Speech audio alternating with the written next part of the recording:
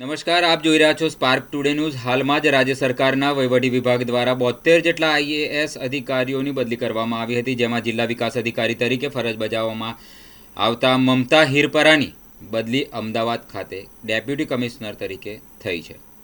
તેમની જગ્યાએ પાટીલ આનંદ અશોકની નિમણૂક કરવામાં આવી હતી। ત્યારે આજે મમતા હિરપરાનો વિદાય સમારંભ યોજાયો હતો અને નવા આવેલા અધિકારી પાટીલ આનંદ અશોકને આવકારવામાં આવ્યા હતા।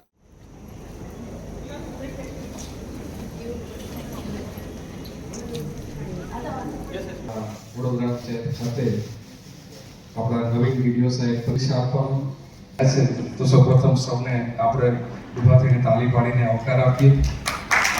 એવા મેડમને શુભેચ્છા વિદાય આપવાના આવા એક વિશેષ કાર્યક્રમમાં આપણે સૌ ભેગા થયા છે।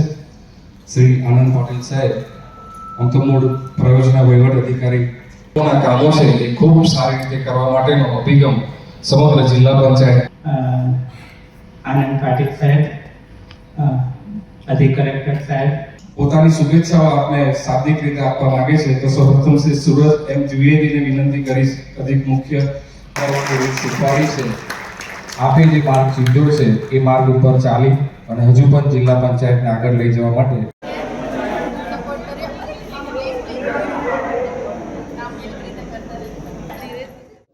વડોદરા જિલ્લા પંચાયતમાં આજે 3 વર્ષ પૂરા થઈને મેં મારો ચાર્જ જ્યારે છોડ્યો છે અને નવા જિલ્લા વિકાસ અધિકારી શ્રી હાજર રહ્યા છે, તો વડોદરા જિલ્લાના 3 વર્ષના કાર્યકાળ દરમિયાન મને વડોદરા જિલ્લા પંચાયતની ટીમ, સમગ્ર જિલ્લાની ટીમ અને કલેક્ટર ઓફિસની ટીમ તેમજ તમામ લોકો તરફથી ખૂબ જ સહકાર મળ્યો છે।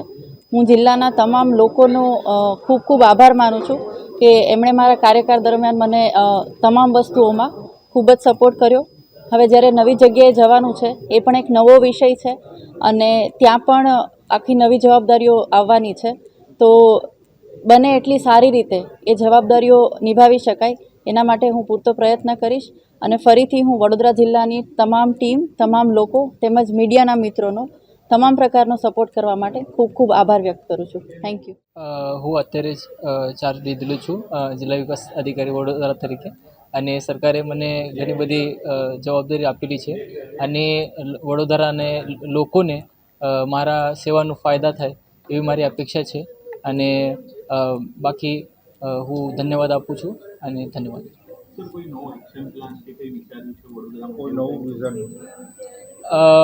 મારી એવી જ અપેક્ષા છે કે જેઓ પ્રગતિ મેડમે કરેલી હતી એમાં જ વધારો થાય અને એમના એ પ્રગતિને સારી રીતે ચાલના મળે એવી મારી અપેક્ષા છે।